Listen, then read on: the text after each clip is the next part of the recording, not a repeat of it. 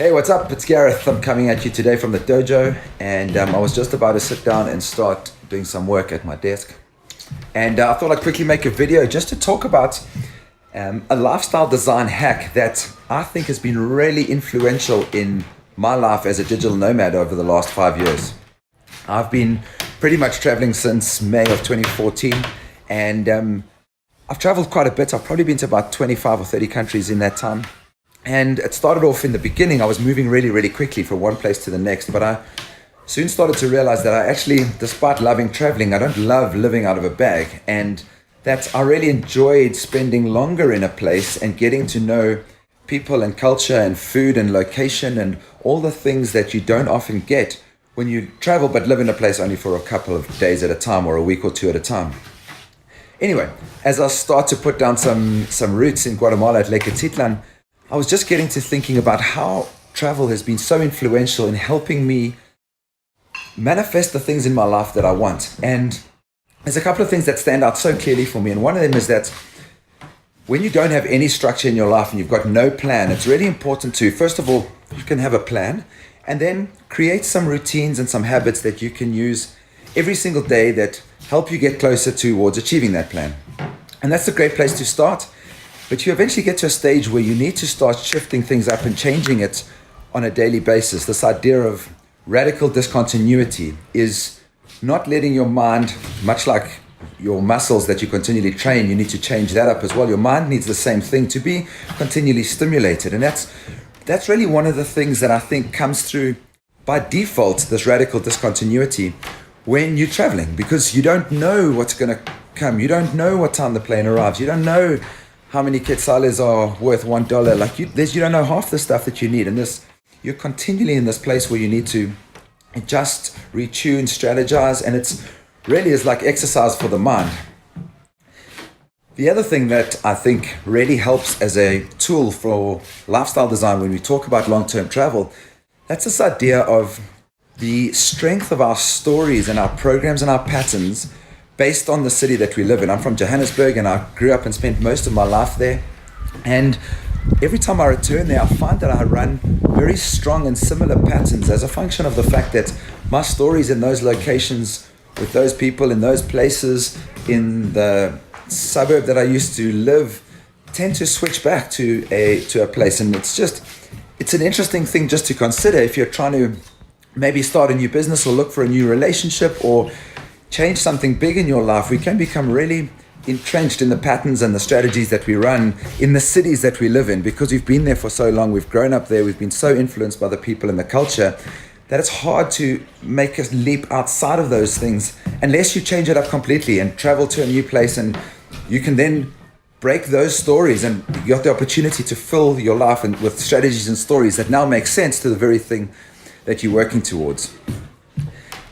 The other thing which has been a blessing for me is this idea of finance. For a lot of my lifestyle that I lived in Johannesburg, I had a lot of costs and things that I was spending money on every single month that when I lived for the last 5 years with my hand luggage and my backpack, that was all I had for the last 5 years, you get to a stage where you don't spend money on things that aren't necessary or that aren't intentional and useful. I would spend a lot of money on clothes and shoes and that type of stuff, which when you're on the road, those costs are inherently reduced. And also it depends where you travel, places like Latin America and Asia, where I spent quite a bit of time.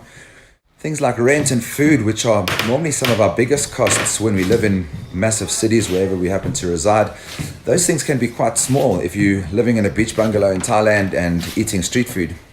And again, that radical discontinuity just keeps your stories continually changing. So there's also another opportunity if you're looking to start a new project or a new business and you again stay in the same location, it's kind of hard not to be influenced by the culture and the stories that we have around business and strategy and funding and marketing and building community or whatever your business happens to be about. But when you decide to say, I'm going to set up my business and I'm going to go to Thailand and set up there for 2 months or 3 months or 6 months, and I'm going to take some time to really work on this, what you find is that you also sometimes run into the opportunity for cheaper labor. So you could potentially connect with people that would help with some sort of marketing content or those sorts of things, those skills can be quite a lot cheaper than in the big commercial cities, specifically like Johannesburg, where I used to live. And then the connection with people, you meet very different people when you decide to go to a digital nomad hub in Colombia, and you're going to use that time there to scope your new business. You meet interesting people. You do a retreat like I did last week, and one of the guys you meet happens to be one of the really early employees of LinkedIn. And I don't know that that's necessarily going to be something that I can use or that's significant. But as I start to put out content and understand the power of network in building a community and a tribe and eventually monetizing and making it a business, you start to realize the importance of creating good content, creating good networks of people, and how important those are. So it's just something that I wanted to share and just reflect on just how useful the last 5 years of traveling have been for me. But also to say that even though I'm going to be putting down roots, I'm looking at my calendar this morning, I've probably got like 6 or 7 big trips this year all around the world. And I'm doing them because I love travel and because I want to go and see and experience those places. But there's also a part of me that realizes inside I'm probably running a strategy that I know is good for me. And that strategy is make yourself uncomfortable and go and travel. Do those things. Don't have a return ticket. Just get out there and do it, because the beauty is in the mystery of not knowing what's going to happen when you get out there. So I hope that you're good wherever you are. And if you like this content, please feel free to share it. If you want to see the lifestyle design stuff that we're talking about, check out immaculatefactory.com. I was just sitting here editing this video and I realized that there was something that I forgot to mention and I really wanted to bring up in my last shooting of this vlog, and that's the role that long-term travel has on an existing relationship.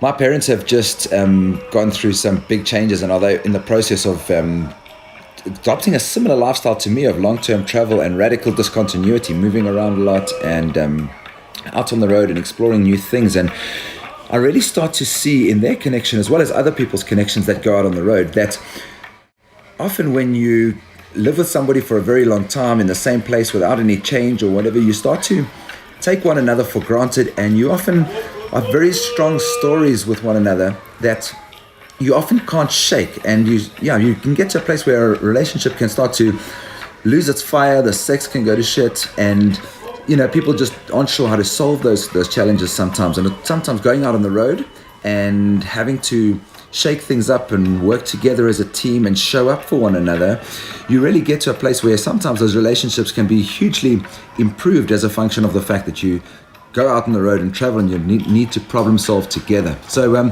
just wanted to add that really important component into long-term travel, because it doesn't have to be a solo expedition out there on your own. If you've got a connection in your life and both of you are looking to do something, perhaps it's a new project or work on your connection and strengthen it, long-term travel is really strong for that. So chat to you soon. Ciao.